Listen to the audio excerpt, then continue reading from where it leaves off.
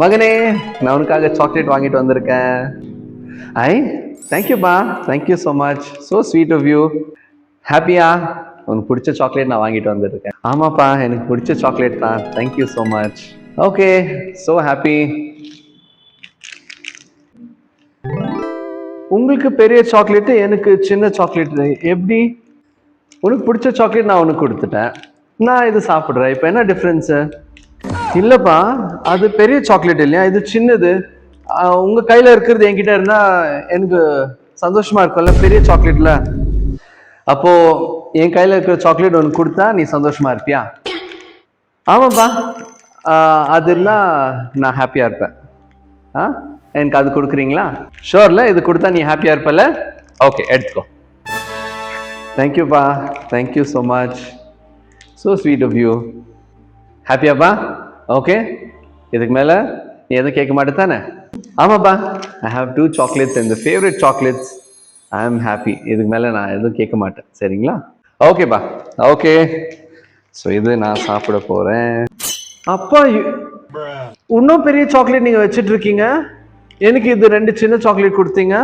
அது எப்படி நீங்கள் பெரிய சாக்லேட் சாப்பிட்லாம்? என்னப்பா, இப்போதானே சொன்னேன் நீ ஹாப்பியா இருக்க, என் கையில இருக்கிறது உனக்கு கொடுத்தனாக்கா நீ ஹாப்பியா இருப்ப அப்படின்னு சொல்லி, அதனால கொடுத்தேன். நீயும் சொன்ன ஹாப்பியா இருக்கன்னு. இப்போ நான் மனசு மாறிடுச்சு. அப்பா இல்லப்பா, எனக்கு அது கொடுத்தா இன்னும் ஹாப்பியா இருப்பேன் நான். இது 2 சின்னது வச்சுட்டு நான் என்ன பண்றது? பாரு மகனே, இப்படித்தான் நம்மளுடைய வாழ்க்கையில ஒவ்வொரு நேரமும் அடுத்தவங்க கிட்ட என்ன இருக்கு நாங்க பார்த்து நாங்க இப்படியே வாழ்ந்துட்டு இருந்தாக்கா நாங்க எப்பவுமே சந்தோஷமா இருக்க மாட்டோம். ஆனா நம்ம கையில என்ன இருக்குதோ அதை வச்சு நாங்க பார்த்து சந்தோஷப்பட்டோம்னா நம்ம ஆசீர்வாதமா இருப்போம். புரிஞ்சுச்சா? ஆமாப்பா, நீங்க சொல்றதுலயும் அர்த்தம் இருக்கு. ஏன்னா நான் எப்பவுமே உங்க கையில என்ன இருக்குன்னு தான் நான் பார்த்துட்டு இருந்தேன். நான் என் கையில 2 சாக்லேட் இருக்குன்னு நான் மறந்துட்டேன். தேங்க்யூப்பா, thank you for teaching me this. Welcome to நமஸ்காரம் Jesus. Hope you enjoyed this skit. இந்த ஸ்கிட் உங்களுக்கு பிடிச்சிருக்கோம் நான் நம்புறேன். It has a meaning. அதில் ஒரு அர்த்தம் இருக்கு. அது நீங்கள் எல்லாரும் எடுத்துட்டு அது பிரகாரம் நாங்கள் ஜீவிச்சோன்னா நமக்கு ஒரு ஆசீர்வாதமாக இருக்கும். ஹீப்ரூஸ் 13:5, எபிரேயர் 13:5 it says, be content with what you have. உங்ககிட்ட என்ன இருக்கோ அதில் வச்சு நீங்கள் சந்தோஷமா இருங்க அப்படின்னு.